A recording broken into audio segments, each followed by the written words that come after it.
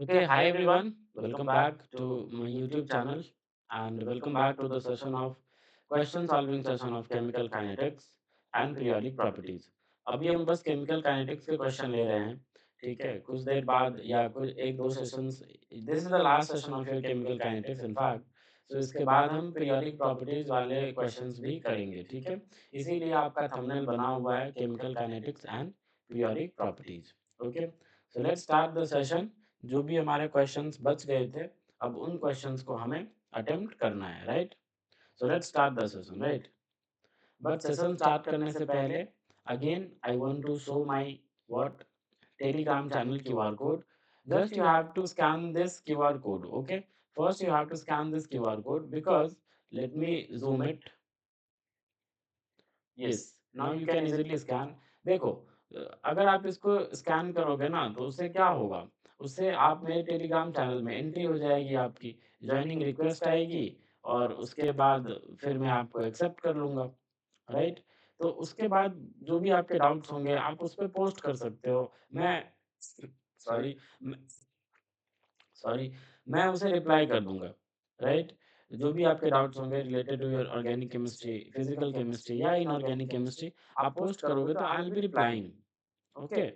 तो बेनिफिट होगा, आपको बेनिफिट होगा, राइट? वहाँ बच्चे भी हैं तो अगर मैं रिप्लाई नहीं कर पाया तो दूसरे बच्चे आपसे डिस्कस कर लेंगे, वो बच्चे रिप्लाई दे देंगे, तो डेफिनिटली आपको बहुत बेनिफिट होगा, ठीक है? इसीलिए please scan this QR code, there is no fee, कोई फी आपको लगेगा नहीं। Just you have to scan this QR code with your phone, okay? That's it. उसके अलावा कोई फी वगैरह आपको पे नहीं करनी है। So please scan this QR code, okay? It's for you, ठीक है? मैंने आपके लिए ही ये बनाया है, ओके? चलो, देखते हैं जो क्वेश्चंस हमारे बच गए थे, उनको मैं मतलब हम मिलके सॉल्व करते हैं, ठीक है? चलो, ये सब तो कर लिया था हमने। अरे! ये एक बचा था, लेकिन यहाँ से हम स्टार्ट करते हैं, ठीक है? यस, यहाँ से स्टार्ट करते हैं।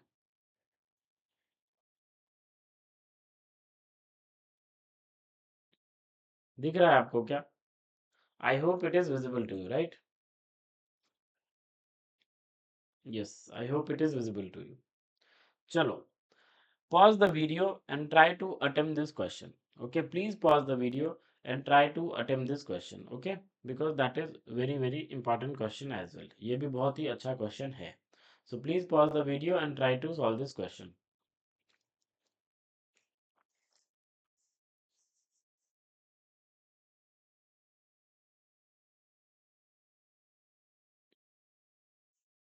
देखो क्वेश्चन क्या कह रहा है, जरा सुनना ध्यान से। देखो क्या कह रहा है, the decomposition reaction, the decomposition reaction है अपना N2O5, जब हीट करते हो आप इसे तो N2O4 और O2 में ब्रेक हो जाता है, डिकम्पोज कर जाता है।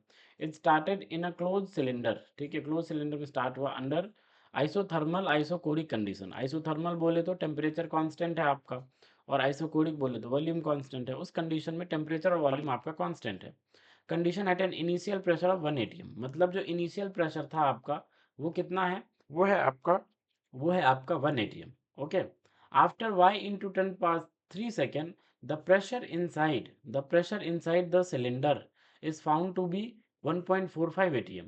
मतलब इतने सेकंड के बाद, पहले आपने स्टार्ट करा जब इनिशियल t इक्वल टू 0 पे, जो सिस्टम का प्रेशर था, आप जिस जिस बीकर में, जिस भी फ्लास्क में रिएक्शन हो रही है, जिस कंटेनर में रिएक्शन हो रही है, तो इनिशियल प्रेशर 1 atm था।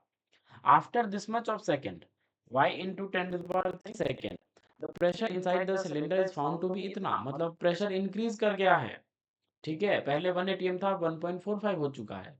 तो बोला गया कि if the rate constant of the reaction is 5 into 10^-4 पर सेकेंड, तो आपको ये रेट कांस्टेंट की से देख के लग गया होगा कि भाई ये जो रेट कांस्टेंट है, इस हिसाब से मैं बोल सकता हूँ कि this reaction is following which kinetics, first order kinetics. Yes or no, ये किसको फॉलो कर रहा है? ये फर्स्ट ऑर्डर काइनेटिक्स को फॉलो कर रहा है। First order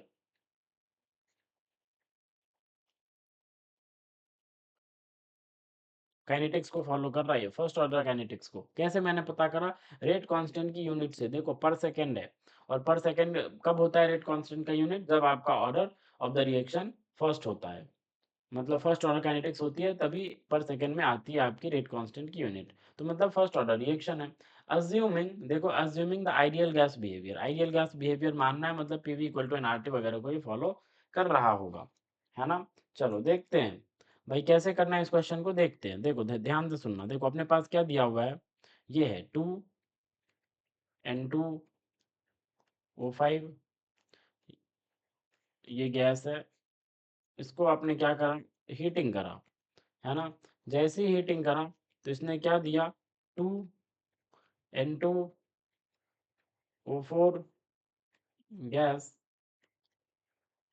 plus O2 gas, yes or no, ये दिया। यहाँ तक आता है समझ में। एक बात बताओ, टी इक्वल टू जीरो पे, टी इक्वल टू जीरो पे ये तो कुछ रहा ही नहीं होगा, ये तो कुछ रहा ही नहीं होगा, तो बस इसकी वजह से N2O5 की वजह से जो प्रेशर होगा वो होगा टी इक्वल टू जीरो पे, बस और बस इस dinitrogen pentoxide that is N2O5 इसी की वजह से प्रेशर रहा होगा। तो जो टी इक्वल टू जीरो पे 1 एटीएम जो प्रेशर है वो किसकी वजह से रहा होगा, पक्का ही इसकी वजह से रहा होगा, N2O5 की वजह से। यहाँ तक आता है समझ में। बट सुनना ध्यान से, T equal to Y into 10⁻³ second, इतने सेकंड पे ये कैसे डिसोसिएट करेगा बताओ, 1 - 2x, क्योंकि यहाँ पे जो स्टोइकोमेट्रिक कोएफिशिएंट होता है उतना डिसोसिएट होता है, तो यहाँ पे ये कितना बनेगा, 2x बन जाएगा, और ये कितना बनेगा, x ही बनेगा। हाँ या ना, ये तो आपको आता होगा, आपने बहुत अच्छे से पढ़ा होगा कि भाई इसको डिसोसिएट करके कैसे लिखते हैं, यस और नो। तो अब बोल रहा है कि इतने सेकंड पे जो टोटल प्रेशर है, देखो आफ्टर y इंटू 10⁻³ सेकंड, इतने सेकंड पे जो टोटल प्रेशर है वो है 1.45 एटीएम, वो कितना है गाइस, वो है 1.45 एटीएम। तो मतलब मैं ऐसे लिख सकता हूँ कि 1 माइनस, क्योंकि अब इतने सेकंड पे जो अब जो प्रेशर होगा, जो कंटेनर का जो प्रेशर होगा वो इसकी वजह से भी होगा because this is also gas, इसकी वजह से भी होगा, दिस इज ऑल्सो गैस, इसकी वजह से भी होगा, तीनों की वजह से होगा। टी इक्वल टू जीरो पे तो बस इस N2O5 की वजह से प्रेशर था, लेकिन T equal to Y into 10⁻³ second की वजह से, मतलब इस टाइम पे N2O4 की वजह से भी प्रेशर होगा, O2 की वजह से भी प्रेशर होगा। आ रहा है समझ में। तो टोटल प्रेशर कैसे निकालेंगे, summation of these all the pressures at T equal to Y into 10⁻³ second, तो 1 - 2x plus 2x plus x, ये किसके बराबर है, ये है आपका 1.45 के बराबर है। Do you agree or not, I hope you agree. देखो ये और ये पार्ट कैंसिल हो जाएंगे, तो बचेगा क्या बताओ, बचेगा क्या, यहाँ से आपको कुछ ऐसा मिलेगा, 1 + x इक्वल टू 1.45, राइट। सो अगर ये 1 + x इक्वल टू 1.45 है तो x इक्वल टू क्या आ जाएगा, 0.45 आ जाएगा।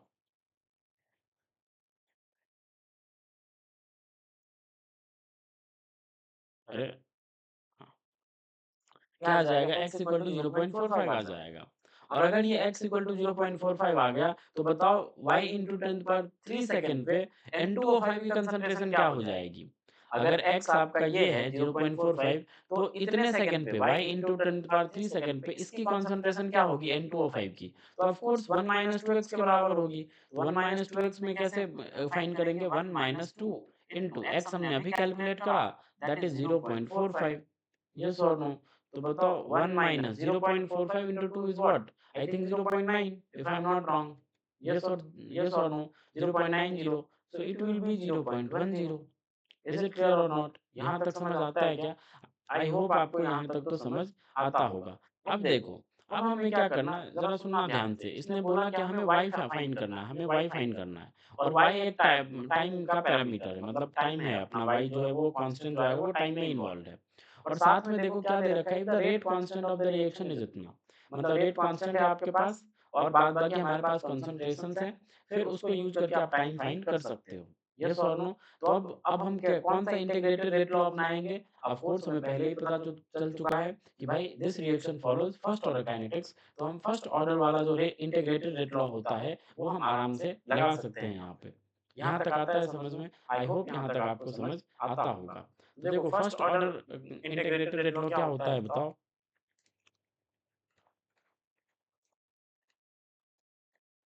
फर्स्ट ऑर्डर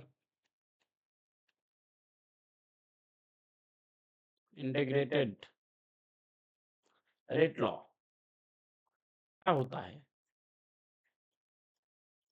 ये होता है आपका, क्या बताओ, ln ए नॉट और पी नॉट बोल दो, पहले पी नॉट था, डिवाइडेड बाय क्या आ जाएगा बताओ, P not minus x, that is उस टाइम पे इक्वल टू क्या, इक्वल टू क्या बताओ, इक्वल टू क्या, इक्वल टू, अब सुनना, अब एक और इम्पॉर्टेंट चीज है यहाँ पे, एक और इम्पॉर्टेंट चीज है, क्या अगर मैं डायरेक्ट अगर यहाँ पे मैं केटी लिख दूं तो ये गलत हो जाएगा, ठीक है, ये गलत है, ये गलत है, यस, हमें क्या लिखना चाहिए, हमें ऐसे लिखना पड़ेगा, ln P not divided by P not minus x, या ऐसे लिख लो ln पी नॉट, ठीक है, पी नॉट या ए नॉट के टर्म्स में A naught divided by AT हम लिखते ही हैं ऐसे, AT is what, concentration at time T, okay, AT is what, concentration at time T, या आप इसको प्रेशर से डिनोट कर सकते हो कि pressure at time T equal to Y into 10^3 equal to 2 kT is the correct expression,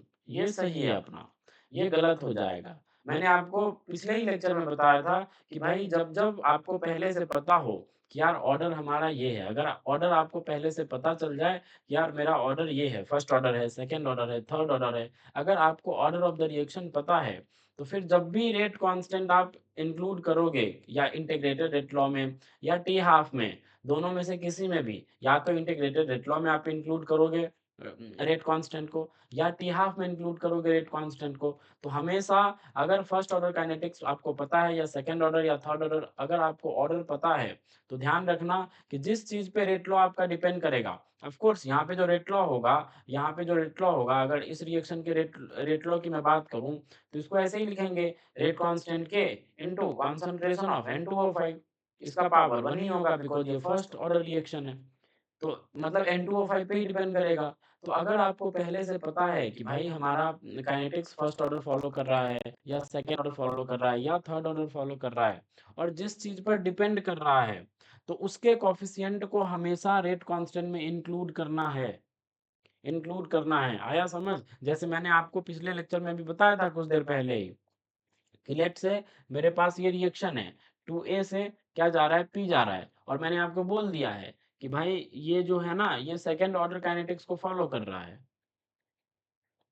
ये second order kinetics को फॉलो कर रहा है, तो बताओ इसके लिए इंटीग्रेटेड रेट लॉ क्या होगा? तो अगर आप ऐसा बोलोगे कि भाई इसके लिए इंटीग्रेटेड रेट लॉ मैं ये लिखूंगा, 1/AT equal to 1/A0 plus KT, अगर मैं ऐसा लिखता हूं तो ये सरासर गलत है।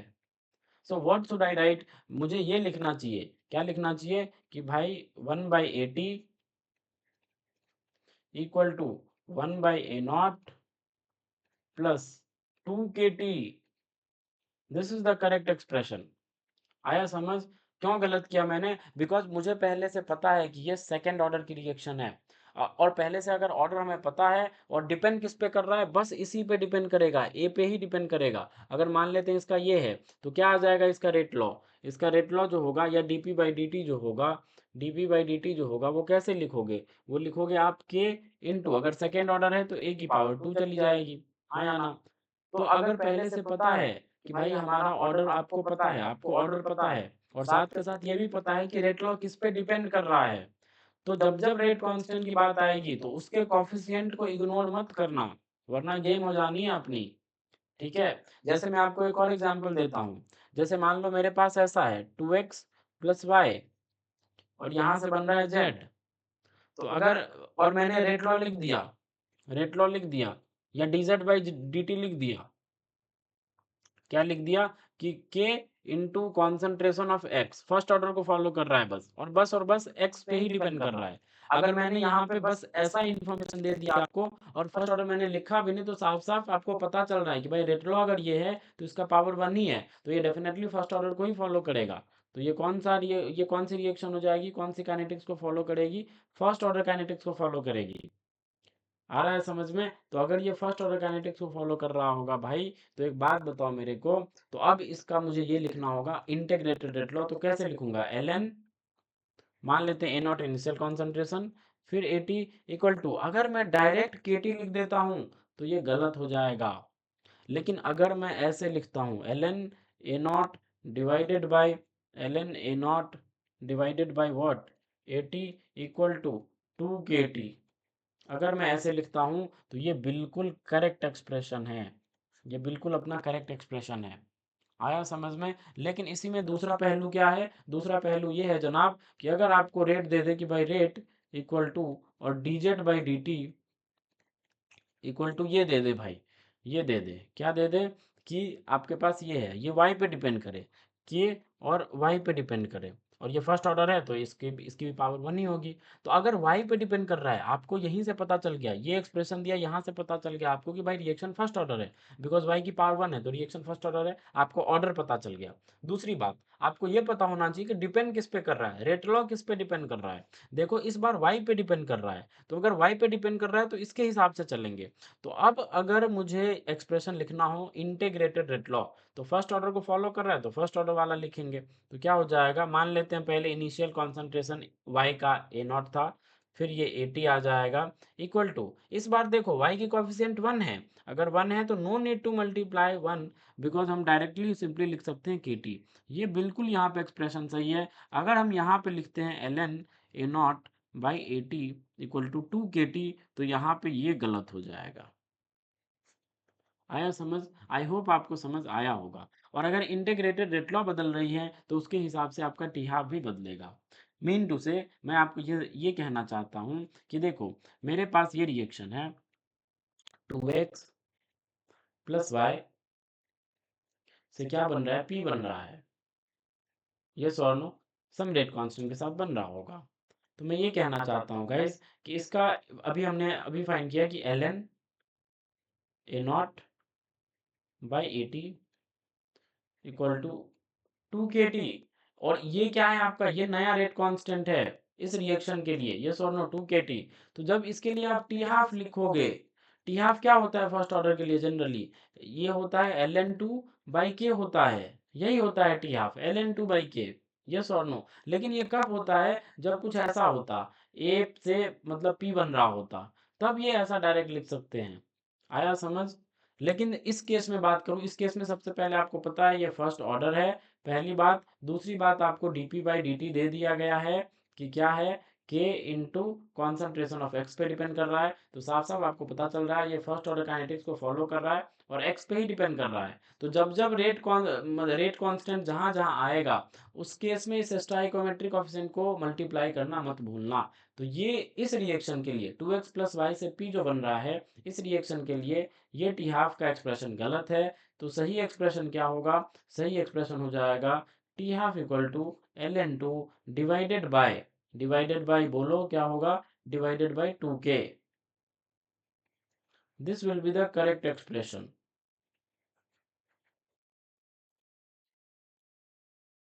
Got it or not? I hope you are getting. तो this will be the correct expression. आया समझ? तो चलो अब आते हैं अपने क्वेश्चन पे। ठीक है, देखो तो आते हैं यहाँ पे, देखो तो हम क्या कर रहे थे, यहाँ से स्टार्ट करते हैं। तो देखो यहाँ पे क्या आ जाएगा 2 kT, अब आपको पता चल गया होगा, क्योंकि ये देखो ये कैसा था, फर्स्ट ऑर्डर काइनेटिक्स था, और साथ के साथ ये इस पे डिपेंड कर रहा था, N2O5 पे ही डिपेंड करेगा, फर्स्ट ऑर्डर काइनेटिक्स था और N2O5 पे डिपेंड करेगा। तो डेफिनेटली हमें इस कांस्टेंट को नहीं भूलना, स्टोइकोमेट्रिक कोएफिशिएंट को नहीं भूलना। तो जहाँ जहाँ रेट कांस्टेंट वहाँ वहाँ 2 आ जाएगा। तो इसीलिए मैंने ऐसा एक्सप्रेशन लिखा, इसीलिए मैंने ऐसा एक्सप्रेशन लिखा 2 kT वाला। आया समझ? अब ए नॉट क्या था, इनिशियल प्रेशर। तो देखो आप इनिशियल प्रेशर ही मानो उसको, तो ln1 आ जाएगा डिवाइडेड बाई 80, 80 बोले तो y into 10 to the power 3 second पे कितनी थी, इस पे इस टाइम पे कितना था, तो इस टाइम पे हमने अभी निकाला है, देखो ये 0.10। तो चलो पुट करते हैं 0.10 इक्वल टू 2 kT। तो 2 into rate constant is given, rate constant is what, 5 into 10 to the power -4। तो 5 इंटू 10 to the power -4 करो आप, 5 इंटू 10 की power -4 into time is what, y into 10 to the power 3 second. So y into 10 की power 3 second. ये किस में था, ये सेकंड में था। रेट कांस्टेंट किस में था, सेकंड इनवर्स में था। तो देखो ये सेकंड इनवर्स और ये सेकंड कट हो जाएंगे, हाँ या ना? हमेशा कोशिश करें कि यूनिट के साथ लिखें, ताकि आप यूनिट्स में भी कभी कभी अगर यूनिट से सवाल आया यूनिट कन्वर्जन हो गया, तो उसमें आप नहीं फँसोगे, अदरवाइज़ फँसने के ज़्यादा चांसेस हो सकते हैं। तो देखो ये क्या आ जाएगा, ये 10 हो गया नीचे में, ये 100, तो ये ln 10 आ जाएगा। बोलो यार, it will B ln 10 divided by ये क्या आ जाएगा, 2 5 जा 10, 10 इंटू क्या आ जाएगा बताओ, 10, 2 5 जा 10, देखो, देखो, देखो, क्या आ जाएगा, 2 5 जा 10, 10 into 10 to the power 10 into 10 to the power 3 क्या 10 टू द पावर 4, तो ये सारे कट हो जाएंगे, ये सारे एक दूसरे से क्या हो जाएंगे, कट हो जाएंगे, तो बचेगा y, तो y इक्वल टू क्या आ जाएगा, ln 10, तो ln 10 की वैल्यू कितनी होती है, 2.303, तो 2.3 आंसर y की वैल्यू क्या आ जाएगी, 2.3, तो ऐसे में 2.30 ले लो 2 डेसिमल प्लेस तक, तो 2.30 is the correct answer, because क्या था, y इंटू 10 पावर 3 था। अच्छा, ऐसे नहीं कर सकते, y इंटू 10 पावर 3 में लाना है ना, y इंटू 10 पावर 3 में लाना है, तो हमें y ही तो चाहिए, तो y ठीक है, सही है, बिल्कुल सही है, ये और नो बिल्कुल सही है, y पूछा गया है तो y हमने निकाल लिया। आया समझ, आई होप आपको समझ में आया होगा, बिकॉज एट द एंड हमें y चाहिए था, तो इसीलिए y हमने फाइंड कर लिया, and y is what, 2.30। I hope आपको ये क्वेश्चन समझ आया होगा, मतलब how to include stoichiometric coefficient in rate constants, ये कॉन्सेप्ट बहुत इंपॉर्टेंट है, बार बार सवाल आ रखे हैं, अभी एक और क्वेश्चन करवाऊंगा वहां भी आएगा, ठीक है, तो इसीलिए मैं बोल रहा हूँ वेरी इंपॉर्टेंट क्वेश्चन। चलो ये करो, ये भी अच्छा क्वेश्चन है, ये करो, pause the video and try to attempt this question.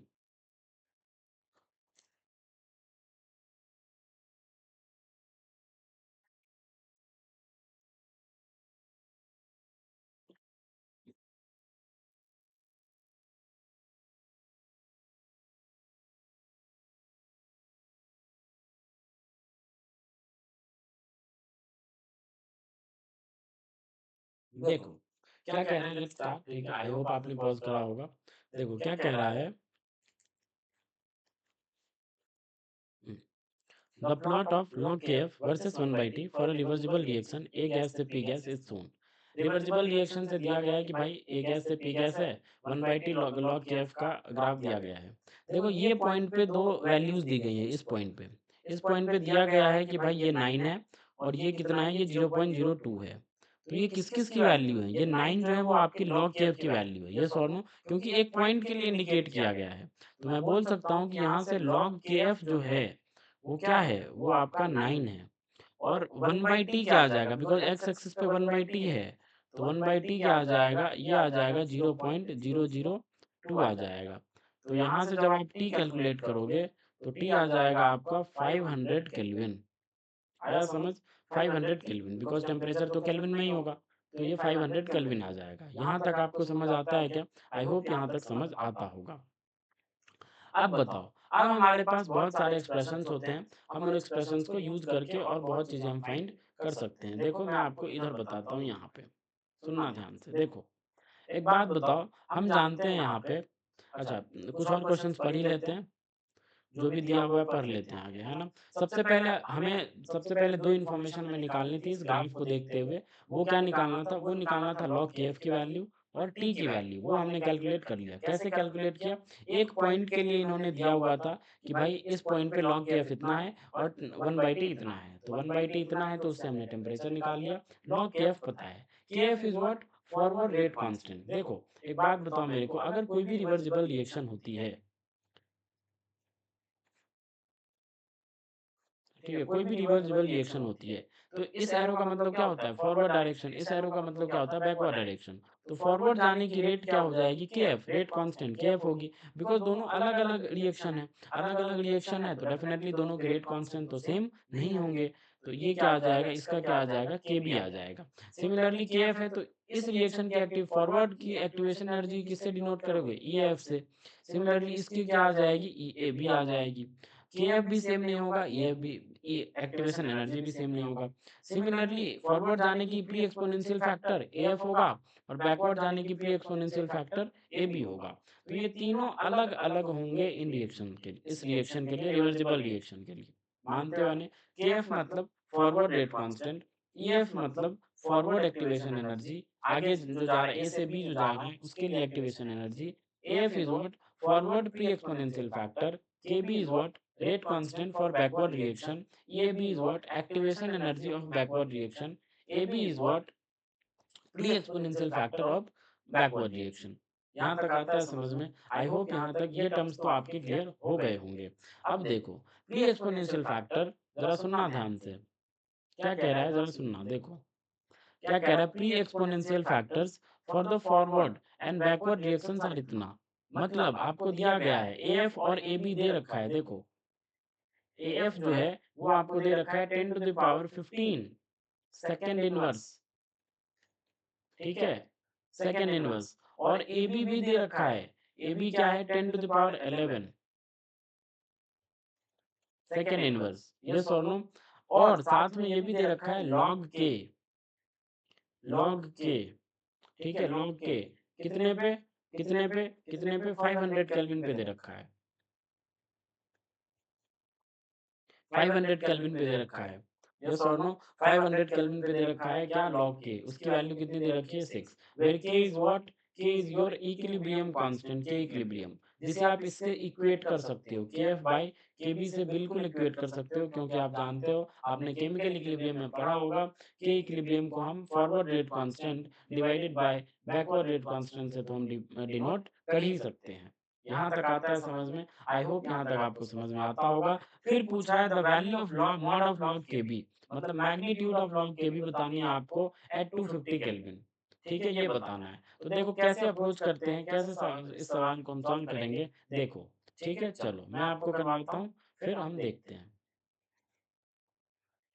तो अपने पास क्या क्या है यहाँ पे कलेक्ट कर लेते हैं इन्फॉर्मेशंस, ताकि कुछ मिस ना हो, राइट। देखो अपने पास है टी, अभी हमने फाइंड करा था वो था 500 केल्विन, यस और नो। बाद बाकी लॉग के एफ अभी हमें पता चला वो कितना है अपने पास, वो 9 है। बाद बाकी ए एफ जो दिया हुआ है वो कितना दिया हुआ है, 10⁻15 है पर second, yes or no. Similarly A B जो दिया हुआ है आपका वो क्या है, 10⁻11 है, ये भी पर सेकेंड है, यस और नो। ये सारी बातें दी गई हैं। और साथ में एक और इन्फॉर्मेशन है, बहुत ही प्यारी information, and that is your value of log के, लॉग के इक्विलिब्रियम, वो कितना है, वो आई थिंक 6 है, यस और नो। और आपसे पूछा गया है कि भाई अगर ये सब इतनी इन्फॉर्मेशन है आपके पास, तो मुझे आप बताओ mod of log K B, मतलब mod of log K B क्या होगा एट 250 केल्विन, 250 केल्विन पे ये क्या होगा, ये हमें कैलकुलेट करना है। तो कैसे करेंगे जनाब, सबसे पहले हम क्या करते हैं, इसका सहारा अपनाते हैं, ये जो दो चीजें दी गई थी ना, इन दोनों का सहारा अपनाते हैं। कैसे, एक बात बताओ, हम जानते हैं लॉग के इक्वल टू क्या होता है, लॉग के इक्वल टू होता है log A minus E A by 2.303 R T, yes or no. ये अर्हेनियस इक्वेशन से हम डिराइव करते हैं, बोलो यार, ये वाला एक्सप्रेशन हम कहाँ से डिराइव करते हैं, अर्हेनियस इक्वेशन से। तो अगर ये इक्वेशन आप लिखना जानते हो तो बताओ, ये तो rate constant, normal rate constant है। अगर फॉरवर्ड डायरेक्शन में रिएक्शन जा रही है तो उसके लिए मुझे क्या, मैं ऐसे नहीं लिख सकता क्या, log K F equal to log A F minus E A by 2.303 R T, मैं ऐसे तो लिख ही सकता हूँ, बिल्कुल लिख सकता हूँ। और ई एफ भी हो जाएगा, बिकॉज फॉरवर्ड डायरेक्शन में ड्रैग हो रही है रिएक्शन, तो उसके लिए forward activation energy, yes or no. तो एक बात बताओ, यहाँ से मैं क्या बोल सकता हूँ, log K F, log K F क्या दिया हुआ है, 9 दिया हुआ है। तो अगर लॉग के एफ 9 दिया हुआ है तो 9 पुट कर दो।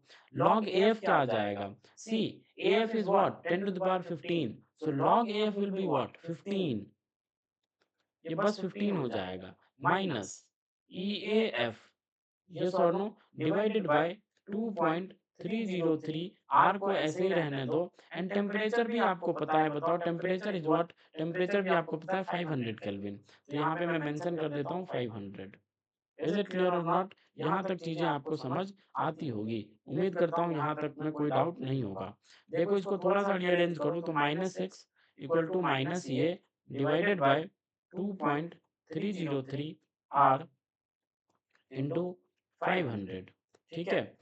क्या आ जाएगा बताओ, ये आ जाएगा आपका, माइनस माइनस तो कैंसिल हो जाएंगे, तो फिर क्या बचेगा बताओ, कुछ ऐसा बचेगा आपका, क्या 500 इंटू सिक्स क्या आ जाएगा 3000। तो ऐसे लिख देता हूँ मैं इसको, ई एफ था अपना ये ई एफ है, तो ई एफ को मैं क्या लिख रहा हूँ 3000 इंटू 2.303 आर। ठीक है, ऐसे लिख दिया हमने। इससे क्या होगा, इससे बहुत कुछ होगा। ठीक है, मैंने आर की वैल्यू पुट नहीं करा, ठीक है, आर का वैल्यू पुट नहीं करा, 2.303 को मैंने ऐसे ही छोड़ दिया, 2.303 आर को मैंने ऐसे ही छोड़ दिया। क्यों छोड़ा वो आपको बाद में पता चलेगा, जस्ट बिकॉज कि हमारा कैलकुलेशन आसान हो। ठीक है, क्यों छोड़ा हमने, जस्ट बिकॉज हमारा कैलकुलेशन क्या हो गाइस, आसान हो, वरना भारी भरकम कैलकुलेशन कौन करे, है ना। चलो अब देखो यहाँ तक, लेट से this is equation number 1, this is what equation number 1। बढ़ते हैं नेक्स्ट फॉरवर्ड स्टेप्स की तरफ। ठीक है, बढ़ते हैं। चलो देखो, एक बात बताओ, अब यहाँ से ना दो चीजें मैं बोल सकता हूँ, दो चीजें क्या बोल सकता हूँ गाइस, कि भाई बहुत सारी चीजें होती है। अगर मैं अर्हिनियस इक्वेशन लिखूं फॉरवर्ड के लिए, तो मैं ऐसे लिख सकता हूँ K F equal to F into E to the power minus E F divided by R T. Yes or no, हाँ या ना बोलो, ये लिख सकता हूँ या नहीं लिख सकता हूँ, बिल्कुल लिख सकता हूँ। सिमिलरली के बी के लिए क्या लिख सकता हूँ, A B into E to the power minus A B by R T. Yes or no, ये लिख सकता हूँ। If I divide these two equations, देखो अगर मैं क्या करता हूँ, इनको डिवाइड कर देता हूँ। अब क्या करो, इनको डिवाइड कर लो। जैसे ही डिवाइड करोगे तो क्या आ जाएगा, के एफ बाय के बी। ठीक है, K F by K B equal to F by A B into E to the power minus of E A F minus E A B divided by R T. just simple transformation, just simple transformation, what I did right now, मैंने क्या किया है अभी, मैंने just क्या किया है, मैंने जस्ट इसको डिवाइड किया है। ठीक है, और कुछ नहीं किया है, डिवाइड किया है मैंने। तो देखो के एफ बाई के बी बन गया, A F by A B बन गया, और ये वाली क्वांटिटी ऊपर जाएगी तो ये ई ए बी पॉजिटिव में होगा। यस और नो, क्या आ जाएगा, माइनस कुछ ऐसा आएगा, minus E F plus E A B divided by R T. जब ये ऊपर जाएगा तो ऐसा आएगा। तो मैंने क्या किया, यहाँ से माइनस कॉमन ले लिया। जैसे ही माइनस कॉमन लूंगा तो यहाँ बीच में भी क्या आ जाएगा, माइनस आ जाएगा। तो वही माइनस यहाँ पे मैंने लगाया है, ये वाला। आया समझ, आई होप आपको समझ आया होगा। Now take L N both sides, आप क्या करो, दोनों साइड एल एन ले लो। जैसे ही एल एन लोगे तो ये क्या बन जाएगा, L N K F divided by K B equal to L N A F divided by A B. Yes or no, और बाद बाकी देखो ये एल एन यहाँ पे प्लस के साथ आएगा, तो ये क्वांटिटी इधर आ जाएगी, एल एन ई ई खत्म हो जाएंगे। प्रॉपर्टी होती है लॉग की, आप मैथ्स के स्टूडेंट हो, मुझसे ज़्यादा मैथमेटिक्स आप खुद जानते हो, तो यहाँ तक तो कोई तकलीफ आपको नहीं होनी चाहिए, मैं उम्मीद करता हूँ इस बात की। तो देखो क्या आ जाएगा, E F minus E A B, ठीक है, divided by what, R T. यहाँ तक क्लियर है क्या। अगर मैं इसको क्या करूँ, लॉग में कन्वर्ट कर लूँ, तो क्या मानते हो कुछ ऐसा आ जाएगा, log K F by K B equal to log A F by A B minus E F minus E A B divided by 2.303 RT। Do you agree or not, do you agree or not with me, tell me, क्या आप मुझसे agree करते हो, I hope you agree with me, right. ऐसा ही होगा, ऐसा ही होगा, बिल्कुल होगा, बिकॉज एल एन से लॉग में जाने के लिए हमें 2.303 से मल्टीप्लाई करना होता है। जहां जहां एल एन होता है वहां 2.303 से मल्टीप्लाई करना होता है। देखो मैंने आपको बताया था, ठीक है, बार बार बताना अच्छा नहीं लगता, बट फिर भी मैं आपको बता रहा हूँ, अगर एल एन से लॉग में हमें जाना है तो जस्ट मल्टीप्लाई विथ व्हाट, 2.303। लेकिन अगर आपको log से ln में आना होता है तो divide by 2.303। Yes or no, तो ln से अगर आप log में जाओगे तो 2.303 से हमें मल्टीप्लाई करना पड़ेगा। शर्त बस इतनी है, जहां जहां ln है वहीं हमें मल्टीप्लाई करना है। ठीक है, जहां जहां ln है वहीं मल्टीप्लाई करना है 2.303 से। तो देखो, अब एक बात बताओ, क्या मैं इसको ऐसे ट्रांसफॉर्म कर सकता हूँ क्या, कैसे, ऐसे कि भाई ये के एफ बाई के बी क्या है, के equilibrium, so this is log के, और के को बोल रखा है इन्होंने कि भाई वो के इक्विलिब्रियम है, and it will be what, it will be log A F by A B minus क्या आ जाएगा E F minus E A B divided by 2.303 R T. Do you agree or not? I hope you agree. Log K की value देखो कितनी दे रखी थी, log के equilibrium की वैल्यू उन्होंने 6 दे रखी थी, तो पुट करो, पुट इट हियर, बोलो हाँ या ना, ये तो हम पुट करेंगे ही। तो देखो क्या आ जाएगा, ये आ जाएगा 6 equal to log A F by A B, log A F by A B, तो ए एफ कितना था, आई थिंक 10 पावर 15, और ए बी कितना था 10 पावर 11, तो जब उसको सिंप्लीफाई करोगे तो ये आ जाएगा 4। आया समझ? माइनस क्या है ये, E A F minus E A B divided by 2.303 R T. यहाँ तक आता है समझ में? आई होप आपको यहाँ तक तो समझ आता होगा। बाद बाकी देखो इधर आ जाएगा 2 equal to minus E F, ठीक है, प्लस ई ए बी, ठीक है, डिवाइडेड बाय क्या आ जाएगा 2.303 आर इनटू किस टेम्परेचर पे हम बात कर रहे थे अभी, 500 केल्विन पे ही बात चल रही है, ये सब जो चल रही है वो सब 500 केल्विन पे चल रहा है।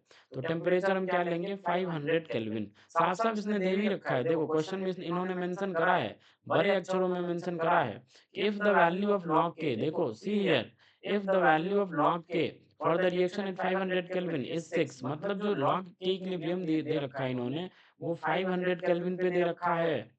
आया समझ में? कितने पे दे रखा है 500 केल्विन पे। तो अगर ये 500 केल्विन पे दे रखा है तो हमें यहाँ भी टेम्परेचर कौन सा पुट करना पड़ेगा, 500 केल्विन वाला। अब देखो अब हम क्या कर सकते हैं, 500 और ये 2 कितना हो जाएगा 1000 हो जाएगा। Do you agree or not? 1000 के साथ ये भी आ जाएगा 2.303 R, yes or no, equal to minus E F, और माइनस ई एफ क्या था, ई एफ हमने कैलकुलेट किया था, देखो यहाँ कैलकुलेट करा था 3000 इंटू 2.303 आर, तो ये पुट कर दो। अब आपको पता चला मैंने क्यों नहीं 2.303 आर को उड़ाया था उस समय, क्योंकि यहाँ हमें कॉमन मिल जाएगा, ठीक है, 3000, और साथ में क्या आ जाएगा plus E A B. Do you agree or not? I hope you agree with me. ठीक है, थोड़ा इधर करते हैं अब कैलकुलेशन, देखो यहाँ करते हैं, तो क्या आ जाएगा, देखो जब आप इसको इस साइड ट्रांसफर करोगे मतलब एल एच एस में लेफ्ट हैंड साइड, तो क्या आ जाएगा बताओ, ई ए बी इक्वल टू बन जाएगा, ई ए बी इक्वल टू क्या बन जाएगा, ई ए बी इक्वल टू बन जाएगा 2.303 आर इंटू क्या बन जाएगा बताओ, क्या बन जाएगा 3000 प्लस 1000, तो ई ए बी क्या हो जाएगा बताओ 2.303 आर इंटू क्या आ जाएगा 4000, यस और नो, यहाँ तक क्लियर है? आई होप यहाँ तक क्लियर हुआ होगा। तो ये ई ए बी हमने निकाल लिया, मतलब बैकवर्ड एक्टिवेशन एनर्जी भी निकाल ली using forward activation energy and given terms and conditions. आया यहाँ तक समझ में? आई होप यहाँ तक आपको समझ आता होगा। ठीक है, चलो अब देखते हैं, अब हमें लॉग के भी चाहिए, तो लॉग के भी निकालने के लिए हम क्या यूज करेंगे, लॉग के बी वाला एक्सप्रेशन। तो कौन सा एक्सप्रेशन, ये यही वाला log K B equal to log A F, नहीं A B, A B K B है ना, तो ए बी आएगा माइनस ई ए बी आ जाएगा divided by 2.303 R T, yes or no, ये आएगा। अब हम क्या करेंगे, log K B equal to log A B, log A B will be what, अभी ए बी आपको पता है 10 to the power 11 है, तो यहाँ पे क्या आ जाएगा 11 आ जाएगा minus E A B, E A B is what, right now we have calculated and this is your E B, sorry E A B, yes or no. So ये हम पुट कर ही सकते हैं डायरेक्ट, ठीक है, ये हम पुट कर ही सकते हैं डायरेक्ट, क्या 4000 into 2.303 R, yes or no, tell me is it clear? अब उसके बाद देखो डिवाइडेड बाय क्या आ जाएगा 2.303 आर, और इस बार जो आप लॉग के भी कैलकुलेट कर रहे हो वो कितने पे बोला गया है, किस टेम्परेचर पे बोला गया है कैलकुलेट करने, वो बोला गया है temperature T equal to 250 kelvin पे, 250 केल्विन पे बोला गया है कैलकुलेट करने। अगर 250 केल्विन पे बोला गया है तो you have to put 250 here, yes or no. तो अब यहाँ से क्या आ जाएगा बताओ, log K B will B 11 minus क्या आ जाएगा? बताओ भाई बताओ क्या आ जाएगा? ये 2.303 आर, ये 2.303 आर कैंसिल हो जाएंगे, तो क्या बचेगा? 4000 डिवाइडेड बाय 250। और ये जब कैलकुलेट करोगे तो ये 11 माइनस ये आ जाएगा 16। तो यहाँ से log kb की वैल्यू क्या आ जाएगी? log kb की वैल्यू आ जाएगी -5। log kb की वैल्यू क्या आ जाएगी? -5। बट इन्होंने पूछा है magnitude of mod of log kb, तो वो क्या आ जाएगा बताओ? वो आ जाएगा 5। आया समझ? तो 5 is the correct answer. I hope आपको ये क्वेश्चन क्लियर हुआ होगा। ठीक है, थोड़ा सा लेंदी क्वेश्चन था, बट हमें सिंपल वे में सोचना था, ज़्यादा मेहनत थी नहीं इसमें। बस ये वी कैन सी कि लेंदी प्रॉब्लम था, है ना? बट आपकी कैलकुलेशन अगर फास्ट है तो यू कैन डू इजीली, ज़्यादा मेहनत आपको नहीं लगेगी। तो इसीलिए मैं कहता हूँ फिजिकल केमिस्ट्री में आपकी कैलकुलेशन फास्ट होनी ही चाहिए। ठीक है, मुझे तो समझाना है, मुझे एक-एक स्टेप समझाना है। कई बच्चों को हो सकता है कोई मैथमेटिक्स में प्रॉब्लम आ रही हो। That's why I am explaining one by one and और ईच स्टेप, ओके? बट अगर आपको आता है तो आप फटाफट करो, फटाफट, मिनट में, विदिन सेकंड्स, विदिन मिनट आपका आंसर आ जाना चाहिए। ठीक है, तो ये भी हमने कर लिया। और कौन-सा क्वेश्चन बचा है देखते हैं। ये सब हमने कर लिया, ये भी हमने कर लिया है, ये भी हमने कर लिया, ये भी कर लिया, ये भी कर लिया, ये भी कर लिया, ये भी कर लिया, ये भी कर लिया, ये भी कर लिया, ये भी कर लिया, ये बचा है, yes. Pause the video and try to attempt this problem. ठीक है, दिख रहा है आपको? I hope it is visible to you. ठीक है, pause the video and try to attempt this problem.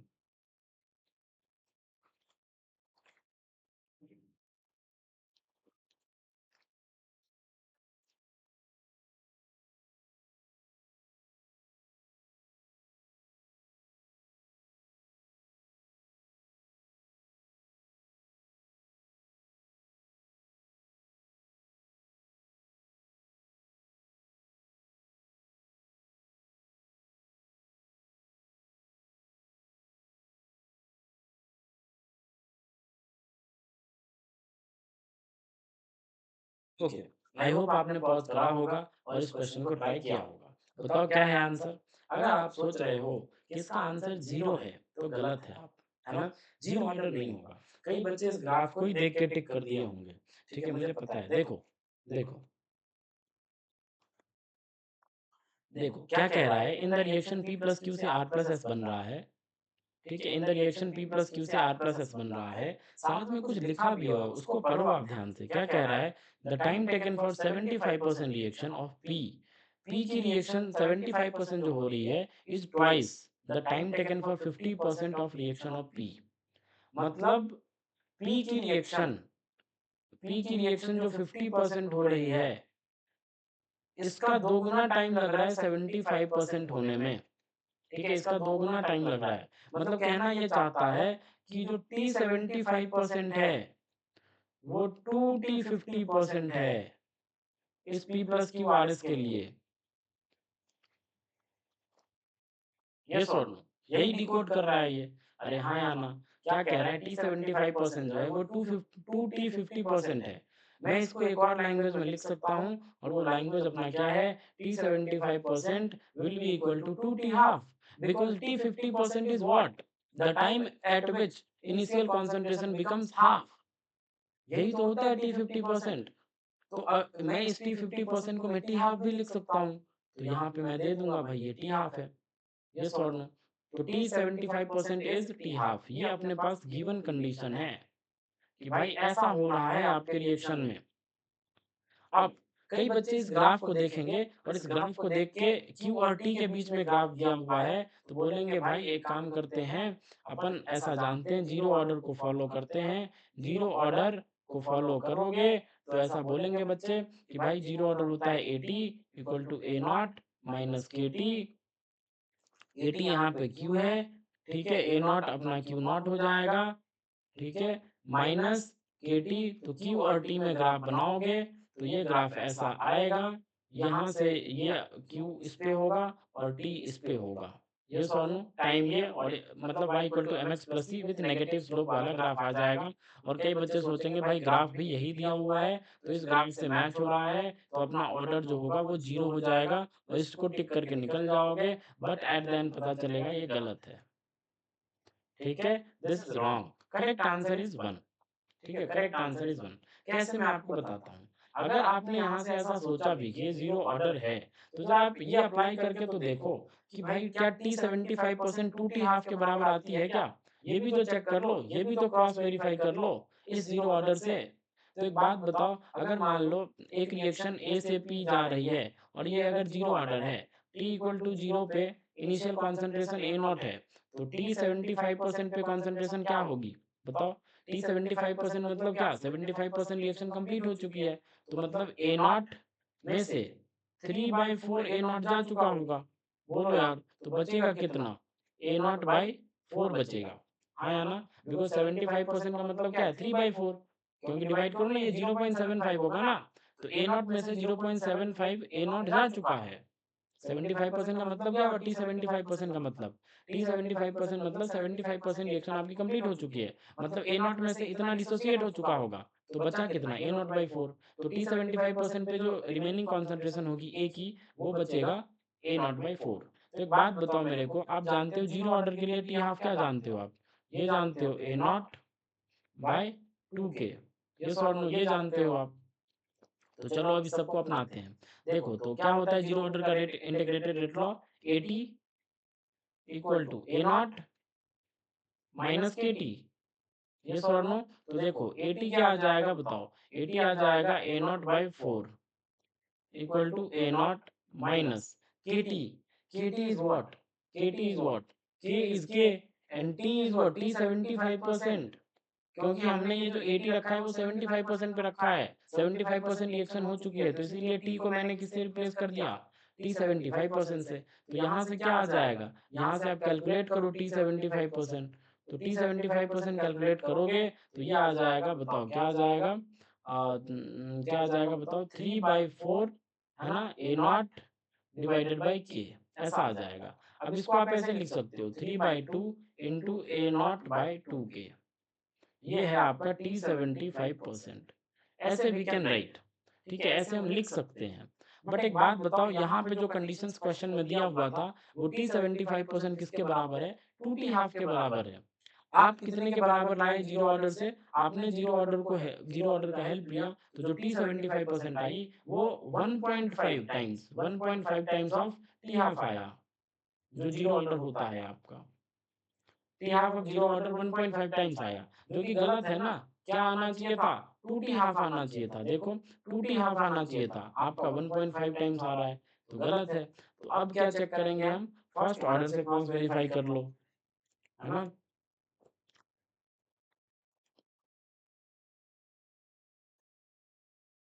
First order से क्रॉस वेरीफाई कर लो, क्या होता है भाई, ln A0 डिवाइडेड बाई 75% पे कंसंट्रेशन कितनी बचेगी, A0/4, बोलो यार अभी बताया, इक्वल टू क्या, KT75%, बोलो हाँ या ना। तो यहाँ से क्या आ जाएगा, ln4, ये तो कैंसिल ही हो जाना है, इनको तो कैंसिल ही हो जाना है, cut cut, yes or no. तो बताओ क्या बचेगा, ये बचेगा 2ln2, ये 2ln2 हो जाएगा, बोलो यार हाँ या ना। T75%, अब देखो क्या आ जाएगा, T75% अगर करोगे तो T75% will be what, will be 2ln2/K, and this is what, ln2/K is what, ln2/K क्या है, ln2/K आपका होता है T½ और फर्स्ट ऑर्डर, तो ये 2T½ के बराबर आ जाएगा, हाँ या ना। ये क्या होता है, ये होता है T½ किसके लिए, फर्स्ट ऑर्डर के लिए। तो ये किसके बराबर आ गया, 2T½ के लिए, 2T½ के बराबर आ गया। तो मतलब आप देखो मैच भी हो रहा है आपका, T75% जो था वो 2T½ के बराबर आ गया। तो अगर 2T½ के बराबर आ गया तो मतलब यहाँ से कंडीशन भी सेटिस्फाई हो रहा है, तो हम इसीलिए बोलेंगे ये जो रिएक्शन है वो हमारा जीरो ऑर्डर फॉलो नहीं करेगा, वो फर्स्ट ऑर्डर काइनेटिक्स को फॉलो कर रहा होगा। किसको फॉलो कर रहा होगा, फर्स्ट ऑर्डर काइनेटिक्स को फॉलो कर रहा होगा। Do you agree or not, I hope you agree with me. यहाँ तक क्लियर है क्या, आई होप यहाँ तक आपको सारी चीजें क्लियर है, ठीक है। चलो देखो नेक्स्ट क्वेश्चन जो बचा था वो करते हैं। Yes, I think last question, ये अपना लास्ट क्वेश्चन बचा था, इस क्वेश्चन को भी निपटा दो, जल्दी फटाक से निपटा दो, फटाक से, ठीक है, फटाक से निपटा दो। अच्छा, मैं आपको पता है मैंने कहाँ से क्वेश्चन उठाए हैं पता है जेईई एडवांस के पीवाईक्यूज 2007 से, ठीक है?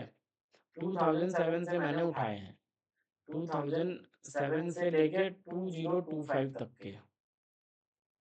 ये जो 3 पार्ट में मैंने ये सेशन लिए, उसमें 2007 से लेके 2025 तक के क्वेश्चन्स हैं। अगर 1-2 रह भी गए हैं, वो भी मैं कहीं किसी न किसी सेशन में ले लूँगा, ठीक है? तो उसकी टेंशन ना करो आप। आई थिंक 1-2 क्वेश्चन और रह गया है केमिकल काइनेटिक्स से। एक मैच द कॉलम था, वो शायद रह गया जो केएक्स पर था, मतलब सीक्वेंशियल रिएक्शन पे था। वो आई थिंक मैंने छोड़ा है वो मैं करवा दूँगा दूसरे सेशन में, ठीक है? Don't worry. तो मैक्सिमम क्वेश्चन हमने एडवांस के पीवाईक्यूज़ कर लिए। बाद बाकी जो 2007 से पहले क्वेश्चन्स आए हैं, आप उनको भी अटेम्प्ट करना, वो भी अब हो ही जाएँगे। अगर आपने इतना कर लिया, मेरे लेक्चर्स को अगर आपने ध्यान से देखा है, ध्यान से एक-एक चीज़ समझा है, तो लिटरली मैं बता रहा हूँ इससे पहले जो क्वेश्चंस आए हैं ना, उसको आप उड़ा दोगे ऐसे-ऐसे, ठीक है? तैरोगे उन क्वेश्चंस में आप, उड़ा दोगे उनको, ठीक है? तो इसीलिए जो मैं आपको समझा रहा हूँ वो बस ढंग से समझो, लिटरली यू विल रॉक, ठीक है? चलो, देखो, ये क्या है आपका बताओ? सबसे पहले देखो कुछ चीज़ें मेंशन की गई हैं। मेंशन क्या किया गया है? For the first order reaction, मतलब रिएक्शन का काइनेटिक्स आपको पहले ही मेंशन कर दिया गया कि आपकी जो रिएक्शन है वो किस ऑर्डर को फॉलो कर रही है? वो फर्स्ट ऑर्डर को फॉलो कर रही है। किस ऑर्डर को फॉलो कर रही है जनाब? फर्स्ट ऑर्डर को फॉलो कर रही है। 2N2O5 गैस वही डिकम्पोजिशन रिएक्शन, अभी हमने इस पे क्वेश्चन भी करा था। बताओ इसके लिए इंटीग्रेटेड रेट लॉ वगैरह सब बताओ अब जल्दी फटाफट। तो इंटीग्रेटेड रेट लॉ हो जाएगा ln A not divided by a naught minus x, that is at, equal to kt or 2kt? Tell me, kt or 2kt? 2kt, yes, kt नहीं, बिकॉज रेट लॉ जो होगा वो N2O5 पे ही depend करेगा, इसके अलावा कोई और रिएक्टेंट नहीं है। तो इसका जो रेट लॉ आप लिखोगे वो क्या लिखोगे? k into concentration of N2O5। Yes or no, do you agree with me or not? तो अगर N2O5 पे ही डिपेंड करेगा, तो जब-जब रेट कांस्टेंट की बारी आएगी, तब-तब इसका कोएफ़िशिएंट हमें देखना होगा। तो इसके कोएफ़िशिएंट में 2 है, तो यहाँ पे हमें 2 लगाना होगा। तो इसका इस रिएक्शन के लिए इंटीग्रेटेड रेट लॉ ऐसा आएगा।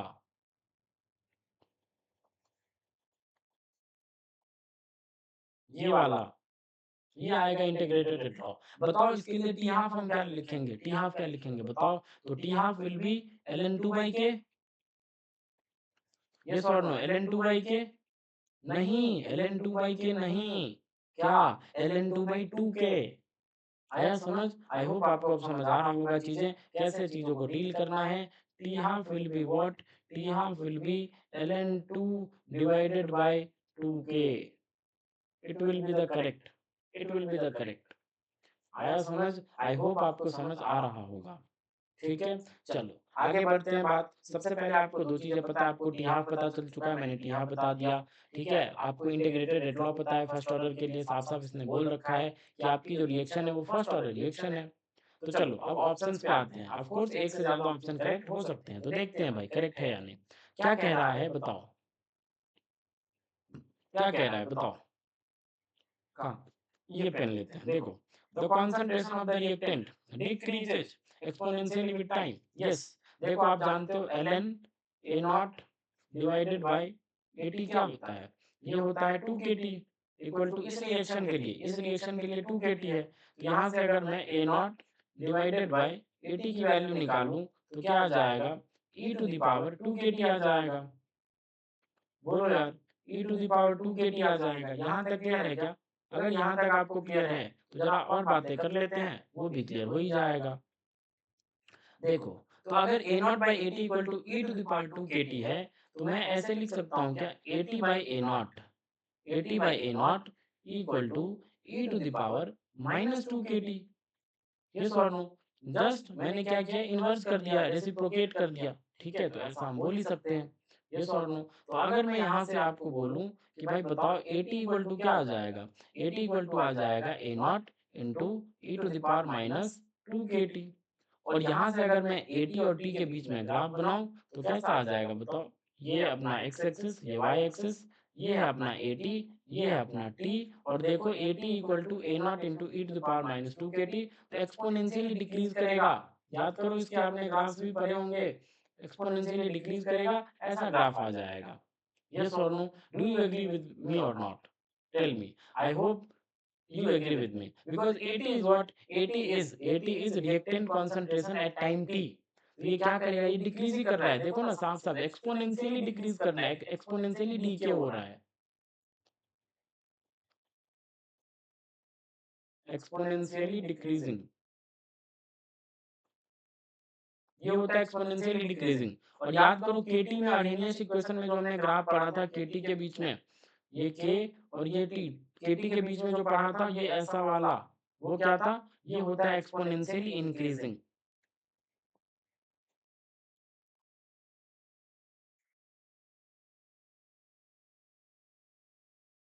और ये ग्राफ कहाँ से आया? इस इक्वेशन से, K equal to A into E to the power minus A by R T. आया समझ? A by R T, this is not K, this is R T. ठीक है, इस इक्वेशन से हमने पढ़ा। तो एक्सपोनेंशियली डिक्रीजिंग ये होता है आपका, और एक्सपोनेंशियली इंक्रीजिंग ये होता है। यहाँ तक समझ आया? तो क्या पहला ऑप्शन करेक्ट है क्या? बिल्कुल करेक्ट है यार, अरे बिल्कुल करेक्ट है भाई, बिल्कुल करेक्ट है। डिक्रीज ही तो कर रहा है कॉन्सेंट्रेशन, डिक्रीज ही तो कर रहा है, तो डिक्रीज कर रहा है, तो मतलब पहला ऑप्शन जो है अपना वो करेक्ट है, बिल्कुल करेक्ट है, सही बात है। सेकंड ऑप्शन पढ़ते हैं, क्या कह रहा है सेकंड ऑप्शन? देखना जरा ध्यान से। The half life of the reaction decreases with increasing temperature. मतलब जैसे जैसे आप टेम्परेचर बढ़ाओगे, वैसे वैसे आपका जो टी हाफ होगा, हाफ लाइफ होगा, वो इस रिएक्शन के लिए डिक्रीज करता चला जाएगा। क्या ये सही बात कह रहा है? क्या ये सही स्टेटमेंट है? आइए देखते हैं, क्या ये सही स्टेटमेंट होगा क्या? अभी बताओ, इसके लिए मैंने टी हाफ लिखा था अभी, बताओ इसी रिएक्शन के लिए मैंने अभी टी हाफ लिखा था। क्या लिखा था टी हाफ जनाब? कुछ ऐसा लिखा था, T half will be equal to ln two divided by 2k। बोलो यार, यही हमने लिखा था अभी इसके लिए, T half ln two divided by 2k लिखा था। एक बात बताओ मेरे को आप, हम जानते हैं टेम्परेचर बढ़ाने पर क्या बढ़ता है? के बढ़ता है। और ये कहाँ से हमें पता चलता है? From the Arrhenius equation. बोलो यार, अर्हेनियस इक्वेशन से हम बता सकते हैं कि भाई टेम्परेचर बढ़ाने पर के बढ़ता है। अगर टेम्परेचर बढ़ाने पर के बढ़ रहा है, तो के बढ़ेगा। अगर के को आप बढ़ाओगे तो डेफिनेटली टी हाफ भी घटेगा। बोलो यार, इनवर्सली प्रोपोर्शनल है। तो अगर जैसे जैसे टेम्परेचर बढ़ाओगे के बढ़ेगा, टेम्परेचर बढ़ाओगे, देखो कहानी ये है, टेम्परेचर बढ़ाओगे क्या होगा? के बढ़ेगा। और अगर के बढ़ेगा तो टी हाफ घटेगा, टी हाफ घटेगा, because T half is what? Inversely proportional to K. चाहे फर्स्ट ऑर्डर की बात कर लो, या सेकंड ऑर्डर की बात कर लो, या जीरो ऑर्डर की बात कर लो, तीनों में तो इनवर्सली प्रोपोर्शनल होता है। Yes or no? तो T half inversely proportional to K होता है। तो यहाँ से हम बोल सकते हैं कि अगर आप टेम्परेचर बढ़ाओगे तो आपका के बढ़ता है फ्रॉम अर्हेनियस इक्वेशन, और अगर के बढ़ेगा तो टी हाफ घट जाएगा। तो ये सही बात ही तो कह रहा है, ये गलत कहाँ कह रहा है? ये स्टेटमेंट बिल्कुल सही है।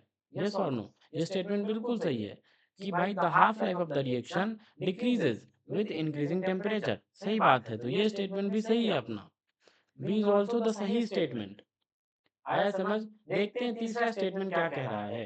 तीसरा statement, the half life of the reaction depends on the initial concentration of the reactant. कह रहा है कि जो हाफ लाइफ होगा इस रिएक्शन के लिए, वो इनिशियल कॉन्सेंट्रेशन, रिएक्टेंट के इनिशियल कॉन्सेंट्रेशन पे डिपेंड करेगा क्या? तो नहीं ना। अभी देखो, मैंने अभी इसके लिए हाफ लाइफ लिखा, देखो अभी लिखा, क्या लिखा? यहाँ पे है, आपके सामने है, T half equal to ln two by 2k। ये अभी मैंने लिखा है आपके सामने। तो इस एक्सप्रेशन में बताओ, कहीं पे इनिशियल कॉन्सेंट्रेशन का कोई रोल है क्या? नहीं है। मतलब मैं बोल सकता हूँ, दिस इक्वेशन और this equation of half life is independent of what? Initial concentration. Initial concentration के इंडिपेंडेंट है, आपको दिख रहा है, independent, independent of initial concentration. Initial concentration of N2O5। N2O5 के इनिशियल कॉन्सेंट्रेशन के इंडिपेंडेंट है, कहीं पे आपको इनिशियल कॉन्सेंट्रेशन वाला टर्म नहीं दिख रहा है। तो अगर इंडिपेंडेंट है तो हम बोल सकते हैं क्या? कि भाई रेट लॉ इस पे डिपेंड ही नहीं करेगा, टी हाफ इस पे डिपेंड ही नहीं करेगा। और ये क्या कह रहा था? ये कह रहा था कि half life of the reaction depends on the initial concentration. भाई डिपेंड ही नहीं कर रहा है, कहाँ से डिपेंड कर जाएगा भाई? मजाक थोड़ी ना है ना? डिपेंड कहाँ से कर जाएगा? नहीं करेगा डिपेंड, बिल्कुल नहीं करेगा। यस और नो आया समझ में? आई होप आपको ये भी ऑप्शन समझ में आया होगा। तो C is not the correct statement, C is गलत स्टेटमेंट। आया? बढ़ते हैं चौथा ऑप्शन की तरफ, डी की तरफ, देखते हैं क्या ये सही ऑप्शन है, क्या ये सही स्टेटमेंट कह रहा है? अगर कह रहा है तो अपना आंसर होगा, अगर गलत स्टेटमेंट होगा तो अपना आंसर नहीं होगा। चलो देखते हैं भाई, क्या कह रहे हैं आप ऑप्शन पढ़ो, ध्यान से पढ़ो, उसके बाद आपको बहुत चीज़ें क्लियर होंगी। देखो क्या कह रहा है, the reaction proceeds to 99.6% completion, the reaction proceeds to 99.6% completion in 8 half life duration. 8 T half में 99.6% कंप्लीट हो जाती है रिएक्शन। क्या ये सही स्टेटमेंट है इसके लिए? देखते हैं भाई, अगर सही होगा तो अपना आंसर होगा, अगर सही नहीं होगा तो नहीं होगा। देखो, सबसे पहले तो इसके लिए हम क्या करते हैं, वही इंटीग्रेटेड रेट लॉ लिखो। तो ln A naught divided by A naught minus x या ए टी आप बोल सकते हो, इक्वल टू क्या आ जाएगा, सबसे पहले टू के टी आ जाएगा। बोलो हाँ या ना, ये क्या आ जाएगा, टू के टी। अब एक बात बताओ आप मेरे को, एक बात बताओ, यहाँ पे ऐसे मैं चेंज करूँ तो कोई तकलीफ क्या? एल एन इनिशियल कॉन्सेंट्रेशन मान लेते हैं 100 था, तो 99.6% डिकम्पोज हो चुका है, जा चुका है, डिसोसिएट हो चुका है, तो बचेगा कितना? बस 0.4। अरे हाँ या ना, बचेगा कितना? 80 is what? Left concentration eight time T, left concentration of reactant eight time T, 80 वही होता है, लेफ्ट कॉन्सेंट्रेशन होता है, कितना बचा है? तो अगर 0.4 बचा है, बोलो यार 99.6% अगर कंप्लीट हो गया तो 0.4 बचा है, बाद बाकी यहाँ पे क्या, 2 के। अब ये टी क्या बन जाएगा, ये टी बन जाएगा 99.6%।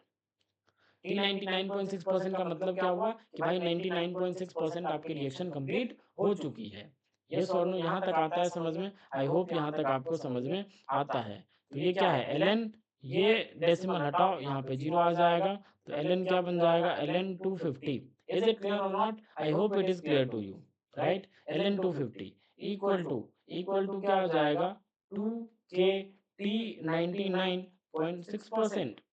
नाउ गाइस टेल मी, क्या मैं इसे टी 99.6% कैलकुलेट कर सकता हूँ? बिल्कुल कर सकता हूँ, देखना कैसे। टी 99.6% क्या होगा, ln 250 divided by what, divided by 2 के। Yes or no? और एक बात बताओ, अभी इस रिएक्शन के लिए, जो ये अपना पर्टिकुलर रिएक्शन है, ये जो क्वेश्चन में जो रिएक्शन दिया हुआ है, इस रिएक्शन के लिए हमने अभी टी हाफ डिफाइन करा। टी हाफ कैसे डिफाइन करा, ये डिफाइन करा, देखो ये डिफाइन करा। टी हाफ इक्वल टू, अभी हमने डिफाइन करा है कि टी हाफ इक्वल टू क्या, ln 2/2 के। टी हाफ इक्वल टू हमने अभी अभी के अभी हमने डिफाइन करा, ये इस रिएक्शन के लिए 2 के होगा। तो अगर मैं इस ln 250 को, देखना होता क्या है, अगर ऐसे लिख दूं मैं इसको 8 ln 2, ये थोड़ा आपको चेक करना था कि भाई इसको आप वेरीफाई करके देखो क्या ये ln 250 के बराबर होता है क्या या नहीं। देखो 8 ln 2 जो होता है ना, वो ln 250 के बराबर होता है, बिकॉज ln 250 इज 5.5 समथिंग। और जब 8 ln 2 करोगे, 0.693 को 8 से मल्टीप्लाई करोगे, तो ये भी 5.5 के आसपास आ ही जाता है। Yes or no? Because L 8 ln 2 कितना हो जाएगा, रियल देखें तो 256 हो जाएगा। ये ln 256 है, ये ln 250 है, तो not that much difference, right? तो मैं बोल सकता हूँ कि ये ln 250 डिवाइडेड बाई 2 के जो है, उसको मैं क्या बोल सकता हूँ कि भाई ये 8 टाइम्स ऑफ ln 2/2 के होगा। बोलो यार। और ये ln 2/2 के क्या था, ये हाफ लाइफ ही तो था इस रिएक्शन के लिए, जो रिएक्शन हमारा दिया हुआ है उसी के लिए हाफ लाइफ था। तो मतलब मैं इसको ऐसे रिप्लेस कर सकता हूँ, किससे, 8 टी हाफ से। Yes or no? तो मतलब ये स्टेटमेंट तो सही हो गया ना, कि भाई 8 टी हाफ में आपका 99.6% कंप्लीट हो जा रहा है। मतलब अगर या ऐसे सोचो कि अगर 99.6% कंप्लीट हो रही है तो कितना टी हाफ लग रहा है, 8 टी हाफ लग रहा है। तो हमने कर दिया क्रॉस वेरीफाई। मतलब ये अपना सही स्टेटमेंट है, बिल्कुल सही स्टेटमेंट है। इसने जो बोला है, क्या बोला है भाई, इसने बोला है कि the reaction proceeds to 99.6% completion in 8 half life duration. बिल्कुल सही बात है, बिल्कुल सही बात है, D is the correct answer. बिल्कुल करेक्ट आंसर है, सही आंसर है, अपना सही उत्तर है। आया समझ? तो बताओ इसके करेक्ट आंसर्स क्या क्या आ जाएंगे, ए बी एंड डी। क्या आ जाएंगे, ए बी एंड डी। क्या आ जाएँगे बोलो? ए, बी एंड डी। तो चलो मैं लिखता हूँ इसको ए, बी एंड डी। किस पेन से लिखूँ? इसी से लिखता हूँ, है ना? क्या आ जाएँगे आपके आंसर्स? ए आ जाएँगे, बी आ जाएँगे एंड डी आ जाएँगे। ये आपका करेक्ट आंसर होगा। ये आपका करेक्ट आंसर्स होगा। आया समझ? आई होप आपको समझ आया होगा। तो ये सारे क्वेश्चंस बहुत इंपॉर्टेंट क्वेश्चंस थे, अच्छे क्वेश्चंस थे। ऐसे क्वेश्चंस में आप फँस सकते हो, तो इसीलिए मैं सारे क्वेश्चंस करवा दिया आपको। अब जो 2007 से पिछले वाले जो क्वेश्चंस है 2005 के लिए 90s में जो आए हैं 1999 में, 1998 में, वो सारे क्वेश्चंस आपसे हो जाएँगे। अगर आप इतने क्वेश्चंस को ढंग से सुने हो, मेरा लेक्चर आपने ढंग से देखा है, तो आई प्रॉमिस यू वो सारे क्वेश्चंस आप कर लोगे। ठीक है? चलो। आई थिंक अब देख लेते हैं, एक बार चेक कर लेते हैं कोई बचा क्या?